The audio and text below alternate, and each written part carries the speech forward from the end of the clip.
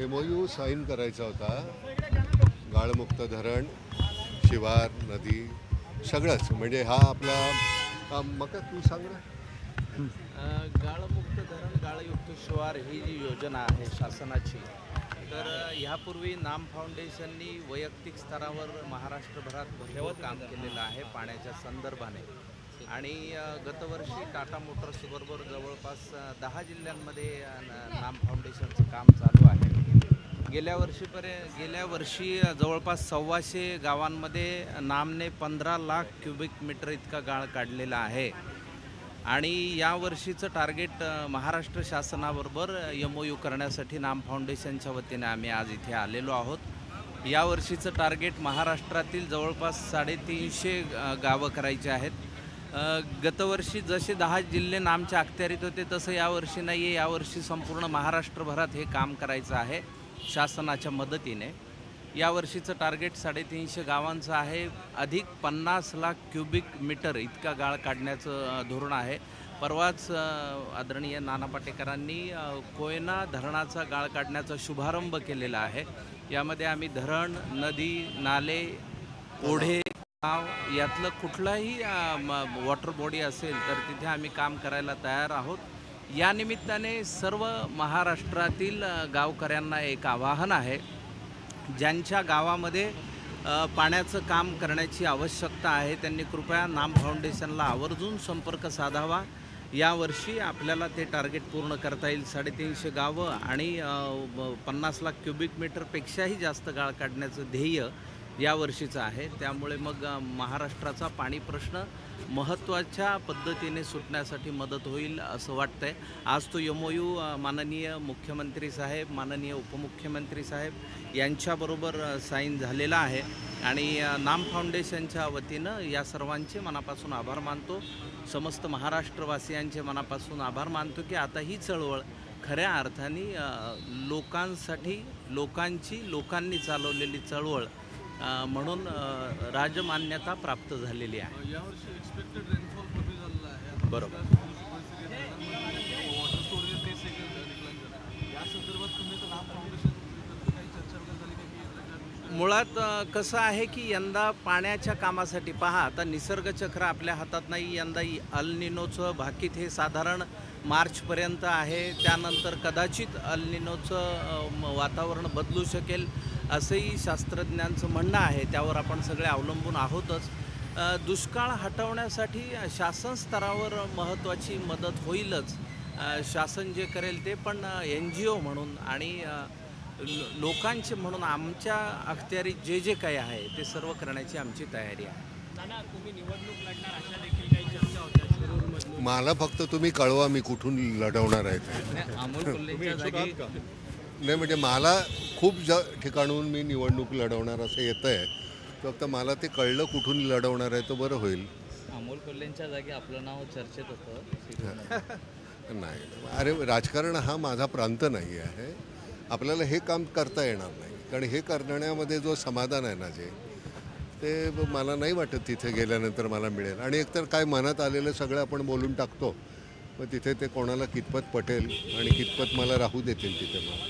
त्यामुळे पण ह्या माध्यमातून आपण आता सगळीकडेच जे करतो आहे आणि आता ही सगळ्यात महत्त्वाची गोष्ट आज महाराष्ट्राबरोबर MOU झालेला आहे गव्हर्नमेंटबरोबर. पण आपली ही चळवळ जी आहे ती आता महाराष्ट्रापुरती मर्यादित नाही राहिली. आपण काश्मीरमध्ये करतो आहे, गुवाहाटीला करतो आहे, राजस्थानमध्ये करतो आहे, आता काय उत्तर प्रदेशात करतो आहे, आपण बुंदेलखंडामध्ये सुरू करणार आहोत. गंमत कशी आहे की प्रत्येकाने दिलेले CSR फंड असतात आणि ते त्यांच्या परीनं सांगतात की आमची इच्छा आहे की तुम्ही इथं काम करा. तर त्यामुळे आता हे महाराष्ट्राला आपण फक्त म्हणजे इथले हे याला प्राधान्य असेलच पण ते आता भारतभर आपल्याला सगळ्या ठिकाणी काम करता येणार आहे. आणि हे कसं आहे, हे जितकं वाढेल तितकं प्रत्येकाने आपल्या मजदुराप्रमाणे कोणीही तुम्हीसुद्धा मीडिया म्हणून हे सगळं पोचवत राहायला पाहिजे. आणि आपल्या मजदुराप्रमाणे आपण प्रत्येकाने काम करत राहायचं आहे. लोकांच्या उपयोगी आपल्यासाठी आपण जगत असतोच आणि त्यामुळे हे करत राहूया आपण. आणि माध्यमासमोर आहेत त्या निमित्ताने एक संधी घेतो की गेल्या 9 वर्षामध्ये, आता 9 वर्ष पूर्ण होतील नाम फाउंडेशनला, पण 8 वर्षामध्ये नाम फाउंडेशनने जवळपास महाराष्ट्रातील 659 गावांमध्ये पाण्याचं काम केलेलं आहे. या व्यतिरिक्त नामचे 42 हेड्स खाली विविध कामं आहेत. तर नामचं पुण्याला फर्ग्युसन रोडला प्रमुख मुख्य ऑफिस आहे. ज्या कुणाला नामविषयी जास्त जाणून घ्यायचं आहे त्यांना वेबसाईटलाही भेट देता येईल आणि ऑफिसलाही भेट देता येईल. तुमचा सर्वांचं मनापासून स्वागत आहे. 7.9 TMC एवढं आपलं काम झालेलं आहे. खडकवासल्याची क्षमता आहे, पाणी क्षमता 1.7 TMC. त्यामुळे अशा 4 खडकवासला होतील इतकं आपलं काम झालं आहे. 4पेक्षा जास्त, 4.5-5. मुद्दा हा नाही आहे की आपण किती काम केलं आहे आणि बघा तुम्ही असं, पण ह्या एक माप असावं म्हणून तुम्हाला ते सांगितलं. आणि हे सतत करूया. बरं, ह्या माध्यमातून केलेलं काम आहे, मग त्याच्याबद्दल कुठले पुरस्कार किंवा मान सन्मान हा कुठलाही उद्देश नाही आहे. आणि आज नशिबानं मकरंद हा सगळ्यात जास्त बिझी असतो. आज इथं गेला, उद्या तिथं गेला, पण आज आमच्या नशिबानं सगळीच मंडळी इथे आलेली आहेत. त्यामुळे गणेश आमचा सगळं प्रामुख्यानं काम करणारा गणेश आहे, मल्हार आहे, चंद्रा आमचे हे आहेत, खजिनदार आहेत. त्यामुळे एकही पैशाचं, स्वतः सीए असल्यामुळे आमचा एकही पैशाचा कुठेही आपला अपव्यय आणि भ्रष्टाचार अशी कधीही गोष्ट होणार नाही याची खात्री बाळगा. कधीही काही त्याची गरज लागणार नाही. आपल्याला CSR फंडामधून यावर्षीचं उद्दिष्ट होतं 10% जे होतं ते आत्ताच 40% झालेलं आहे. त्यामुळे पैसे द्यायला लोक इतके तयार असतात, फक्त तुमच्याकडे तो कार्यक्रम असायला पाहिजे. आपण अजून काहीतरी छान झालं की तुमच्याशी पुन्हा बोलायला येऊच आम्ही. काय विचारायचं आहे? वेगळा प्रश्न आहे की गेल्या वर्षभरात हे सरकार आल्यानंतर शेतकऱ्यांच्या आत्महत्येचं प्रमाण 1.5% भागात 1.5 पटीनं काहीतरी वाढलेलं आहे. अमरावतीचा जो पूर्ण ॲडमिनिस्ट्रेटिव्ह रिजन आहे इथे महाराष्ट्रात सगळ्यात जास्त आत्महत्या झाल्या. तुम्ही तर नाम फाउंडेशनचं काम करता. नाम फाउंडेशनची सुरुवातच ही सुरू झाली की ती शेतकऱ्यांच्या आत्महत्या कमी व्हाव्या याच्यासाठी ती सुरुवात झालेली आहे. तर त्यामुळे त्याच्यासाठी जे प्रयत्न करता येतील ते. मी परवासुद्धा बोललो की हमीभाव जो आहे, जोपर्यंत माझा उत्पादन खर्चाच्या तुलनेमध्ये मला 1.5 पट जर मिळालं ते, तर मला सगळं सोपं जाईल. पण माझा उत्पादन खर्च 10 रुपये आहे आणि मला भाव जर का 7 किंवा 6 रुपये मिळत असेल तर आम्ही ते पिकवायचं कसं, असा तो मुद्दा होता. पण तो हमी भाव मिळेल.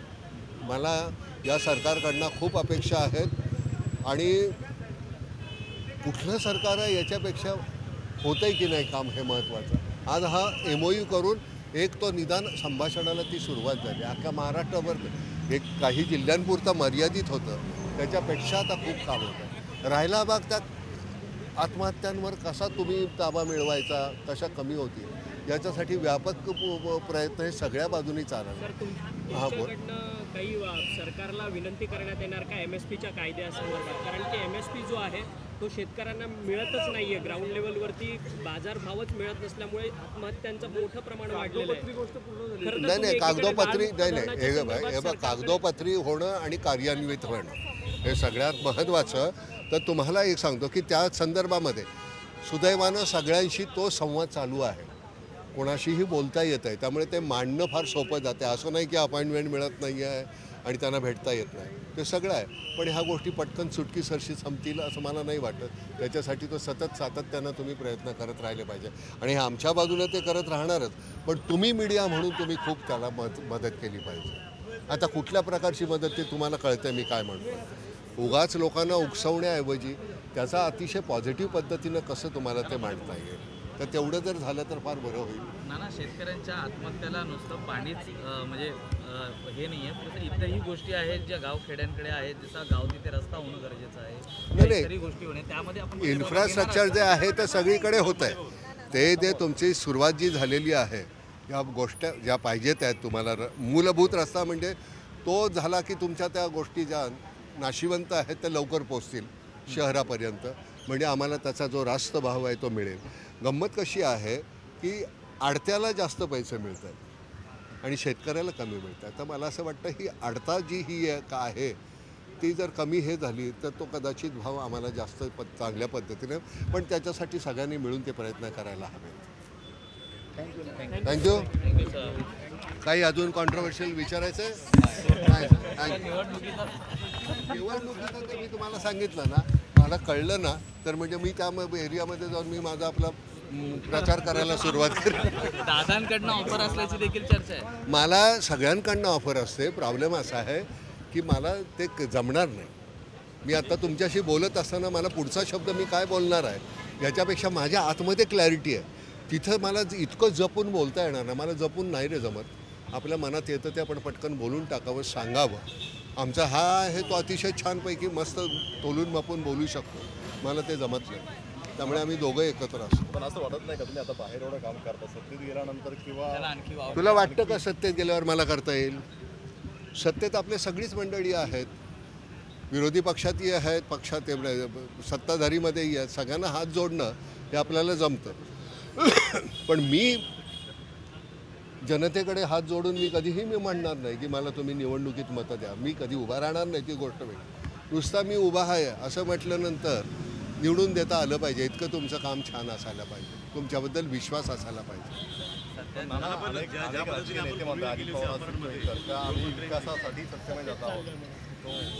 आता ते अजित पवारांना जे प्रश्न विचारायचे ते मला कसे विचारता तुम्ही? परंतु काल पण वायकरांचा पक्षप्रवेश झाला, विरोधकांना फंड देत नाही आहेत आणि आम्ही विकास कामांसाठी सत्तेत जातो. वायकर कोण?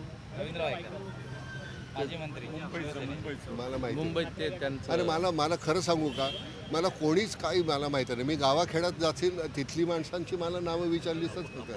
पण इथे ही मंडळी कोण आहेत ती मला खरंच माहिती नाही. त्यांचा कुठे होते, कुठल्या पक्षात होते? ठाकरे गटात होते. आणि आता कुठे गेले? बरं, सध्याच्या राजकारणाविषयी नेमकं मग मत काय आहे आपलं? तू एकदा घरी ये ना. अपहरण चित्रपटात आपण गृहमंत्र्यांची भूमिका केली होती, तशी भूमिका आपल्याला प्रत्यक्षात करायला आवडेल. मी मुळात राजकारणात जाऊच शकत नाही. त्यामुळे मला त्याची मला भूमिका तुम्ही किती आलटून पालटून अशा त्याचे प्रश्न विचारले तुम्ही मला पकडू शकत नाही. ओके,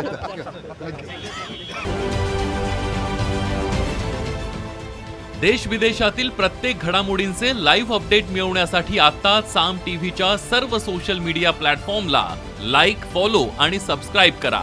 तसंच सर्व नोटिफिकेशनसाठी बेल आयकॉन प्रेस करायला विसरू नका.